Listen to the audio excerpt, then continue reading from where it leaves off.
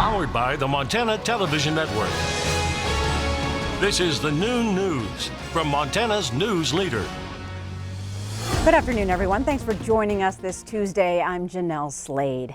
Well, an increase of 7 confirmed COVID-19 cases across Montana this noon. That number now reaching 184 positive cases.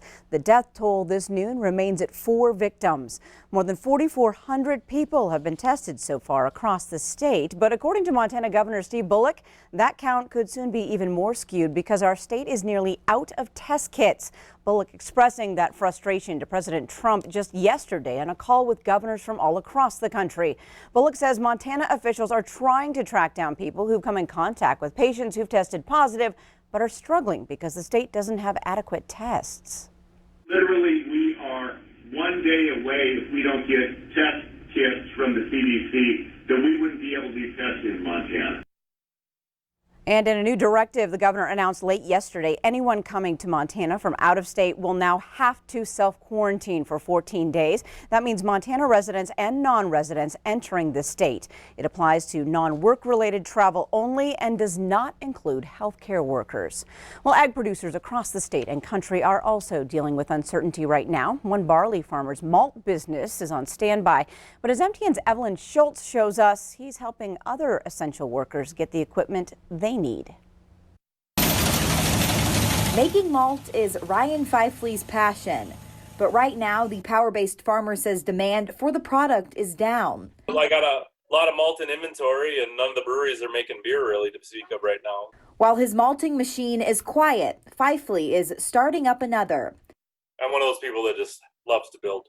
With his 3D printer, he's creating masks for healthcare providers in the area. Saw the call from the clinic in Great Falls for masks. So far, he says he's created about 10 masks and 30 face shields, joining a group of people across the state who are stepping up to help hospitals. The face shields are actually just binder paper that you 3-hole punch. I don't know if you can see it, but there's 3 holes punched in them. Wow. So I just got the binder sheet at Staples.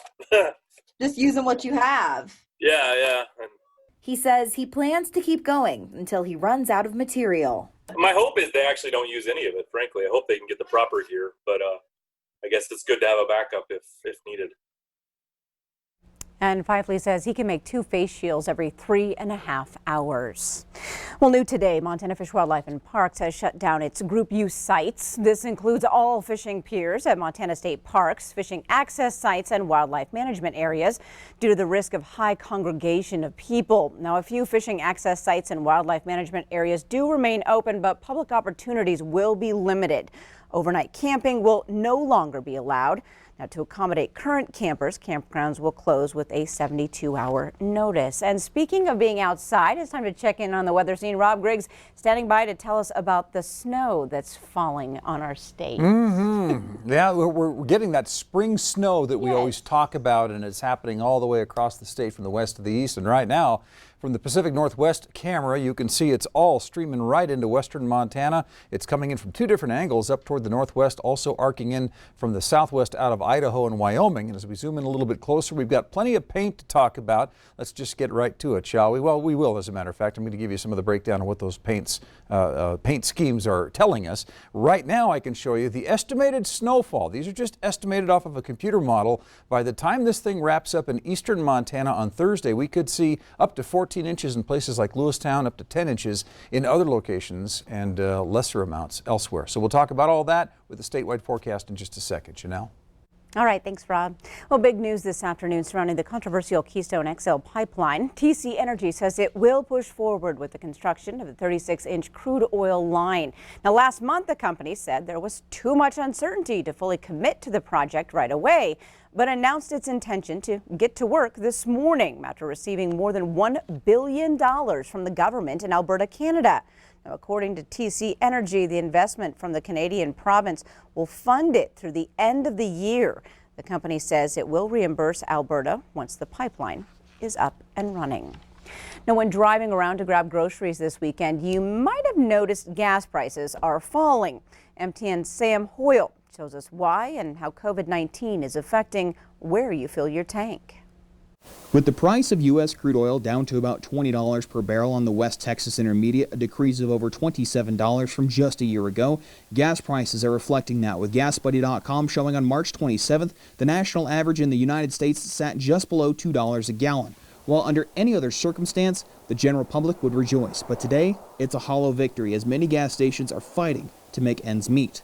At Queen City Exxon in Helena, manager Jake Ogle said prior to COVID-19, the gas station would see about 400 patrons use their full-service pump, but now a lack of business forced him to cut hours from his employees. The full service helps pay for an employee. You know, I mean, full service pretty much covers an employee. And now that we're down to one a day, you know, I've had to cut everybody's hours because there's just no work for them. And even as Helena's only full-service gas station where patrons don't even have to get out of their car to pump their gas, the demand for a gallon of gas is in a free fall. I mean, we're just kind of at a flat line right now. It's just a low one. You know, we'll gladly pump their gas for free if they pull up to our full-service sites, just to keep the minimal contact. Even though gas prices are low just about anywhere you turn in the Treasure State, Ogle noted after the introduction of COVID-19, his sales have dropped significantly, and also noted that it's not just him feeling the squeeze. Before all this, you know, we were, you know, anywhere from 15 to 2,000 gallons a day on our regular, and now we're lucky to get to 1,000. And it's just not us that's suffering, all the gas stations. My neighbor's suffering a little bit too. I talked with him last week and he's noticed a dramatic drop in everything as well. In Helena, Sam Hoyle, MTN News. Thanks so much, Sam. Now, still ahead on your statewide news at noon right now. It's very important to take care of your mental health. We'll hear from local organizations offering support. Time now is 12:07, but first, Rob's up next with the statewide weather forecast. We'll be right back.